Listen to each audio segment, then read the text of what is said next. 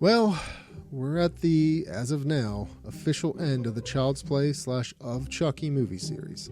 Today's movie is Cult of Chucky, and I feel like I've been hyping it up because I feel like I've mentioned it in every Chucky review so far. So, is it a strong successor to the previous films, or does it leave things on a sour note? Spoilers, but this film is absolutely amazing.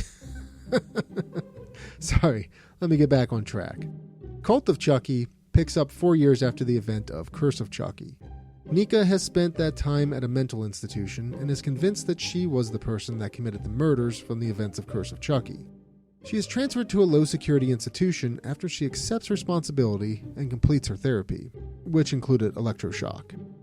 Now, as a part of Nika's continued therapy, which includes group therapy, she's confronted with a good guy doll. She has concerns, but remembers her therapy and admits that it isn't alive or real. Of course, one of the people in group therapy mentions that she spoke to Chucky the night before, and he is indeed real. Not only that, but Chucky is coming to murder everyone there. Now, Child's Play has tried the psychological approach before. Chucky is always real, and this movie doesn't pretend otherwise. But it's interesting that this movie shows Nika coming to grips with reality again. Eventually, Tiff shows up at the hospital to tell Nika that Alice, her niece, passed away. Alice wanted to give Nika the good guy doll that was near and dear to her. Now we have 2 good guy dolls. Which one could be Chucky? Let's put a pin in that for a minute and discuss another character, our good pal, Andy. Andy was shown in the end credits scene of the previous film, depending on which version you watched. He received Chucky in the mail and obliterated him. In fact, the opening scene centers on Andy. Andy tries to go on a date, but it ends when she brings up his past. We see Andy return to his cabin in the woods. He pulls a beheaded Chucky out of a safe and talks to him. With how Chucky looks, you can tell Andy has been torturing the doll for a while. Not to let a good night go to waste, Andy decides that another night of torture sounds good, and he starts going to Chucky's head. So, wait, if Chucky is with Andy, then Nika is safe, right? No. Chucky is also wreaking havoc at the asylum as well. The movie doesn't give any indication that there's a time difference between the Andy and Nika scenes, at first. I'm not going to spoil the mystery of the film, same with the kills, because they're too good, but I do want to discuss the ending, so spoilers. Also, I guess if you tuned in for my Child's Play 3 review, you probably already have it spoiled, but regardless, spoilers starting now. Chucky eventually kills everyone around Nika, and he tries to turn her into a killer by asking her to kill her doctor. She doesn't, so Chucky does it. Andy also shows up to the asylum to try to help, but ultimately gets locked in one of the cells. We find out that there are multiple Chuckies wandering around. Apparently, Chucky found some new voodoo magic on voodooforDummies.com, which is a cool reference to Bride of Chucky, that allows Chucky to possess as many dolls as he wants. This is a cool idea in theory, and I'll talk more about that later. Chucky eventually possesses Nika and walks out of the asylum. That's right, voodoo possession apparently fixes paraplegia. Chucky/Nika drives off with Tiff, making this the first time Chucky has won in any of these movies.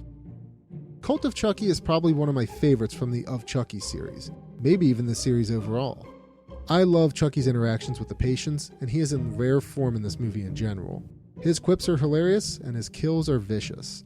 I love how he's psychologically torturing Nika.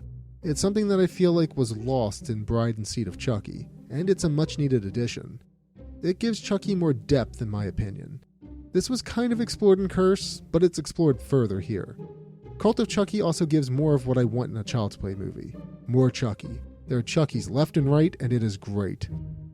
One thing that kind of bugs me about the film, this is actually the second time that Chucky has possessed a human. What's that? You don't remember me mentioning that he possessed the first human? Well, that's because it happens off screen. That's right, Chucky finally manages to switch his soul to a human body for the first time ever, and it happens off screen between 2 movies. No fanfare, no big deals made, it just happens and is quickly dismissed. He tried to possess Alice, Nika's niece. The funny thing about Chucky taking over a human's body, it doesn't make sense. In Seed of Chucky, he screams about how proud he is to be Chucky the killer doll. Here he's possessing a small child and Nika. It's also interesting to see how quickly the spell goes when the plot needs it to. It took forever and never worked in Child's Play 3, but it was super quick here. Although it could be a new spell from Voodoo's for Dummies, so whatever. I like to give one last tidbit, and that's about the ending of the movie. Like Curse of Chucky, Cult of Chucky has an end credits scene where we see the return of Kyle from Child's Play 2. It's interesting to hear and sort of see that the characters from the first few films stay in touch. I wonder if the kid from Child's Play 3 will show up at some point. Well, regardless, I believe it's implied that Kyle ends Chucky Prime, but I'm just speculating. Now, I mentioned that Cult of Chucky is the last film in the series, but Chucky's story continued with the Chucky TV series. I won't go into detail on the show's plot here, but I wanted to mention that the idea of Chucky being able to put his soul into more dolls is explored a bit further. But it's changed a bit, and then kind of ultimately dropped. There are multiple Chuckies, but it isn't like it is in Cult of Chucky, and what I mean by that is they all have their own unique personalities that differ from Chucky Prime.